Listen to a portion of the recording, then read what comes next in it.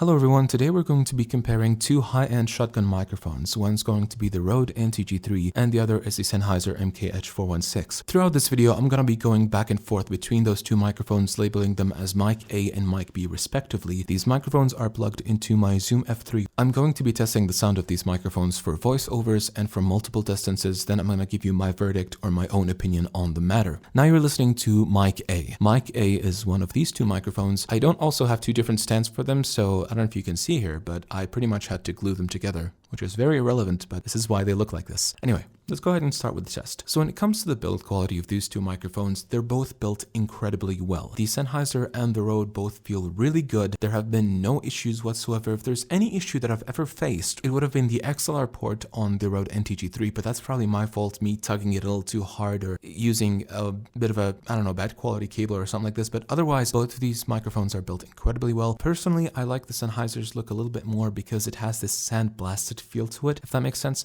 And I really enjoy that feel, and it just looks and feels really premium. And it is what you expect for the price. They're both, as I said, really, really expensive. Now, going on from that to the sound quality, this is where things get quite interesting. The Sennheiser MKH416 and the RODE NTG3 are doing things in very separate, very polar patterns. This is what made me doubt the idea of making this video to begin with, because I find the sound of these two microphones to be so drastically different, they're practically incomparable. See, the RODE NTG3 goes for a much fuller, much warmer, deeper sound that captures just so much detail, and for voiceovers and for voices that are a bit heavier and even ones that are lighter, I would say that the RODE NTG3 does a very good job at representing your voice in a very good way, especially while rejecting a lot of the background noise. About the Sennheiser though, it has a more controlled bass, as in a little bit less bass, though with the proximity effect you can achieve a good amount of bass, but where it shines truly is with the top end. The top end on the MKH416 is incredibly detailed, and that kind of detail is exactly what you're hearing in movies, in TV shows, and in interviews. This is what gets this breathy sound that you sometimes get in mixes, and for voiceover work, personally, I love more of this higher end tone and this top end because it makes my voice sound more detailed and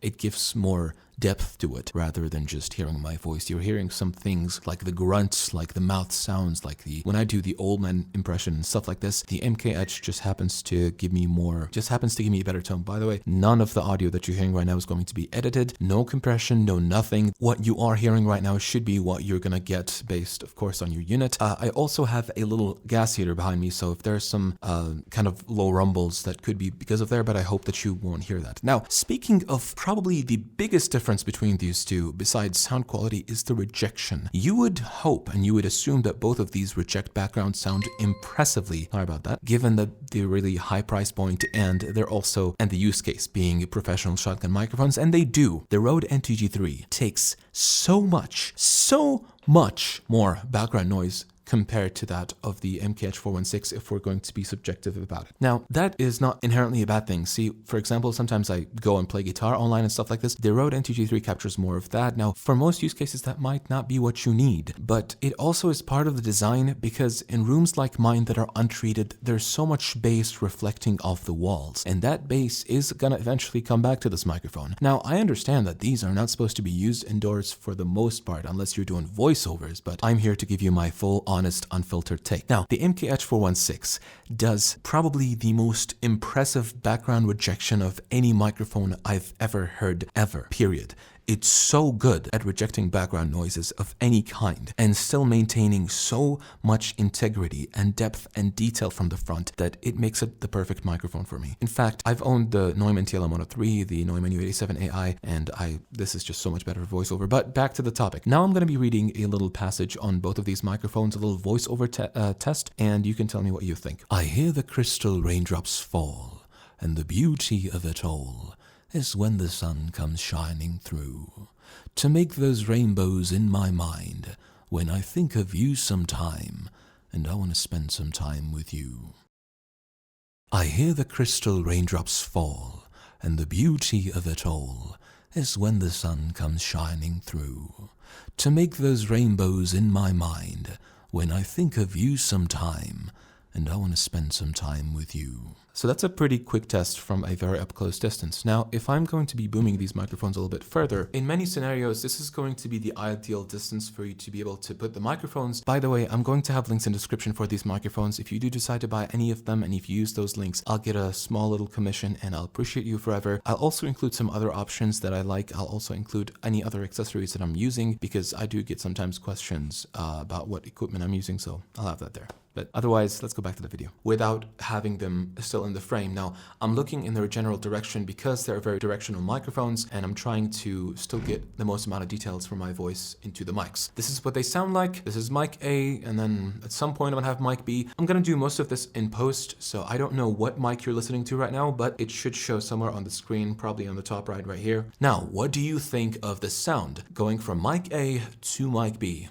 Again, the difference that you're hearing right now, or the sound that you're hearing right now, might not be incredibly reflected correctly on what you're going to hear based on the fact that I'm recording both of these and doing these tests at home, which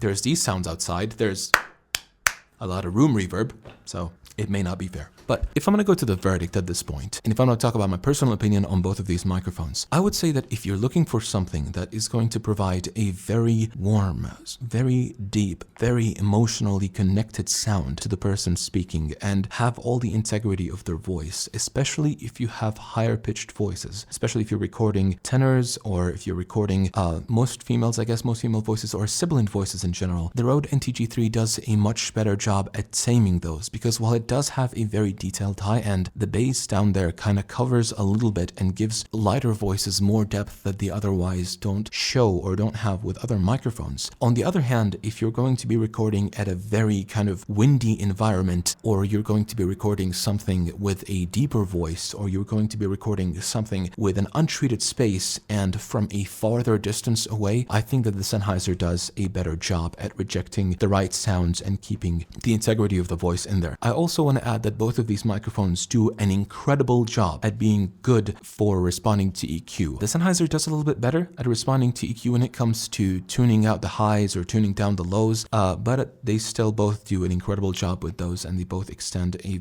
pretty wide frequency response. They also both have a 13 dB self noise, which is pretty good for shotgun microphone standards. You do expect to get a lot higher with cheaper ones. Also, and this is just another point to add, both of these microphones come with these pieces of foam right here. The one that comes with the Sennheiser feels a lot more honestly intentional and purposeful, and it fits the microphone better. I don't know if RODE just kind of threw this one in the mix, but I don't really like it. It makes the sound a lot more muffled, and it also just feels like it's just been thrown there as an extra, while the Sennheiser one, maybe it's part of the design, maybe it's personal bias, but it's a lot more intentional, and it doesn't change the characteristics of the mics that much. It does muffle the top end, or rather tame it, I guess. That was my verdict. If you have any questions in the comments or anything I haven't covered in this video, I could probably cover it in a YouTube short, so please do ask any questions if you have any, and have a beautiful, wonderful day. Take care of yourself. Goodbye.